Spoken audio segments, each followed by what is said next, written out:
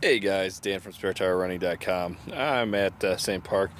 I was going to do something different, but it rained a lot last night. I told you about how I'm trying to get that in, so I'm glad I got that walk in yesterday and stuff.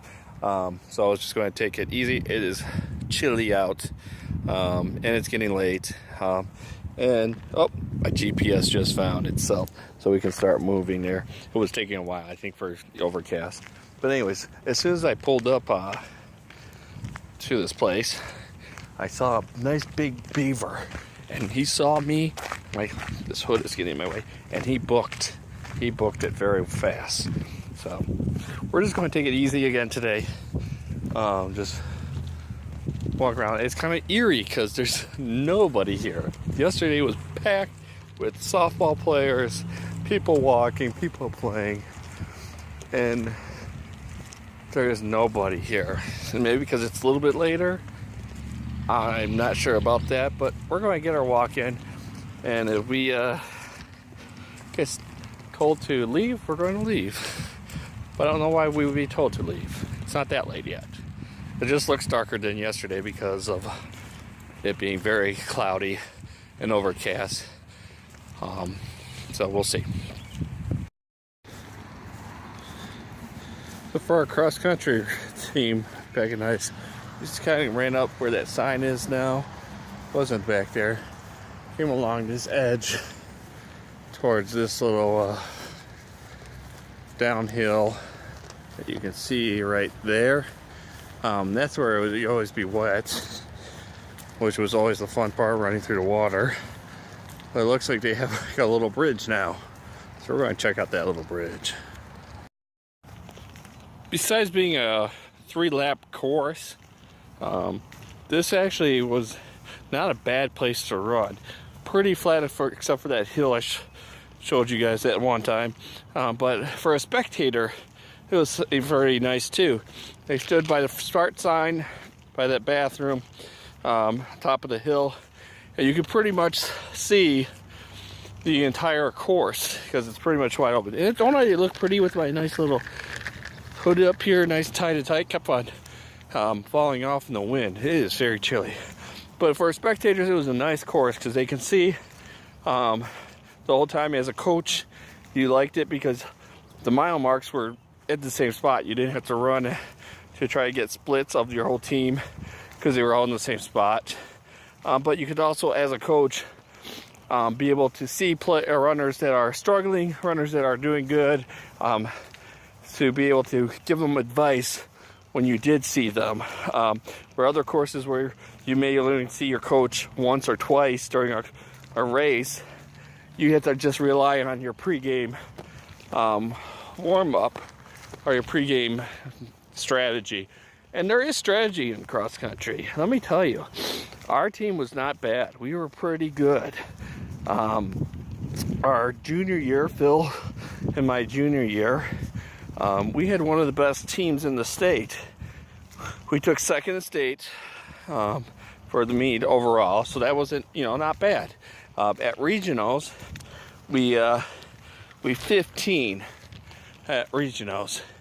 And for those who don't know what cross country is or how cross country is scored and stuff, that's the tree you have to go around in the course.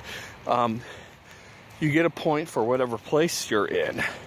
The lowest points win, kind of like in golf. You want lower number wins. 15 is the perfect score. Oh, there's a trail over there. We'll have to go back through there in a little bit. Perfect score that you can get because your first 5 runners count.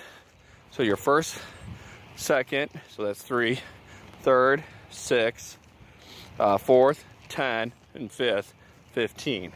So that is your best score you can get. Now you have actually 7 runners on a team, and your 6th and 7th runners don't count for place-wise, like points, but what they can do is they can push the other kids' runners back. So let's say your 6th runner and 7th runner came in front before the 4th runner on the other team. Well, that would push that fourth runner's point back 2 spots. So your 6th and 7th runners, even though they're not counting towards your score, are very important. So that was kind of my role. I wasn't the fastest runner. Phil, for most of the time, was faster than me. Senior year, I got him a few times, I think, except for once. But he got me the first 3 years. But my role was to go out as hard as I can, as fast as I can, as long as I can. And I did that, and that was because of the coach's directions, to bring the other runners with me. Because what happens is, and you notice it in these road races too, where I talk about this, I can't do this, man. This is bothering me so much. Hold on, guys. Let me just take it off. But how I talk about how I go out way too fast. And the reason why I go out way too fast is because these other runners are going out fast. And I'm like, all right, I'm just go with them. And I just naturally have to go with them. So in high school, that's the same thing, where I would draw these other kids out. And our top 5 runners would just run their game plan, their pace that they wanted to run. And that way, hopefully, I drew some of the other runners, top 5 runners, out too fast and make them die a little bit more at the end, where our runners running our pace, their wolf pack pace, could just collapse on them and overtake them. And again, our top 5 runners were fast. So I would have to really sprint that first mile as fast as I can. So I never really had negative marks, negative miles in cross country, because that was kind of my game plan.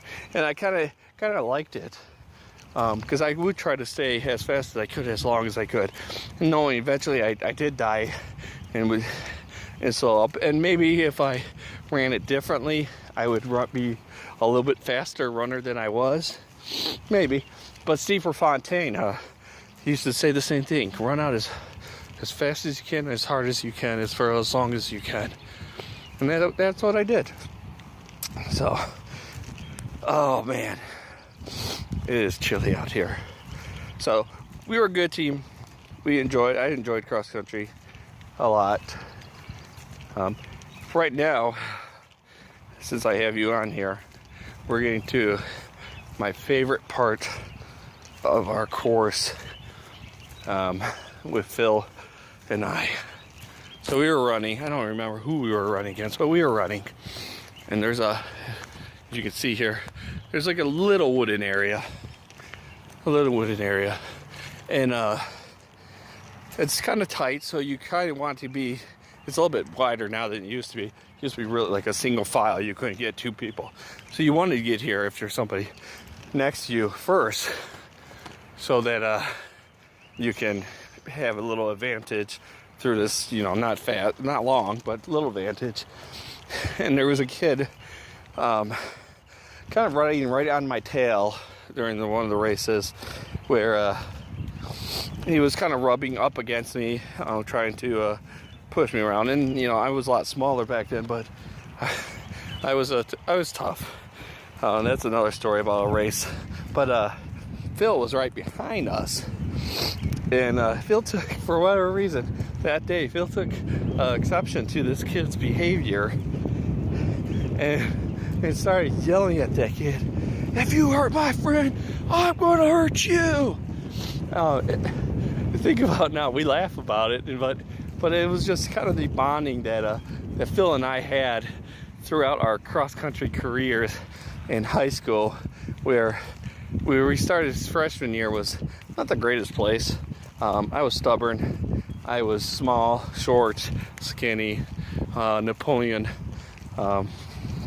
whatchamacallit, syndrome.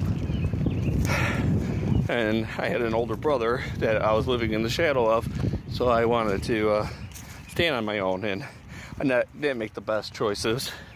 Phil and I even got into a little scuffle, but we moved past that. We're best friends.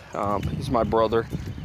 We would do anything for each other now, but it was just great. It was awesome time to with Phil, and having him say that, and we lived that through, you know, when we go out and stuff. So, well, I babbled on a lot there about cross country, and maybe it's just being on this course, even though I'm just walking it, just reliving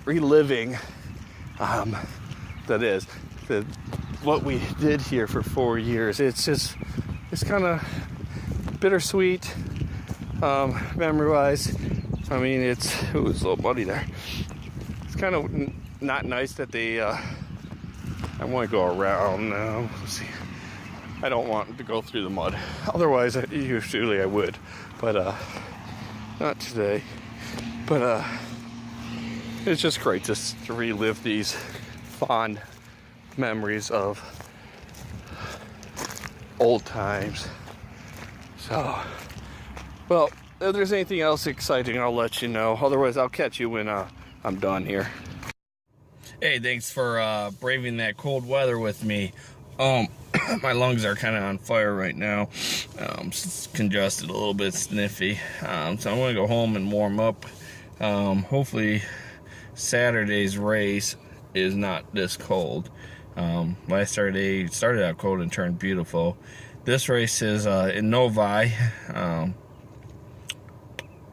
Not sure what's going to be like, because last year when we did this race, Tommy and I did the 5K, and obviously now we're doing the 10K, so I'm not sure how is it going to go. So tomorrow is another day and another adventure. Always tailwind in my water and score on my feet. Run hard.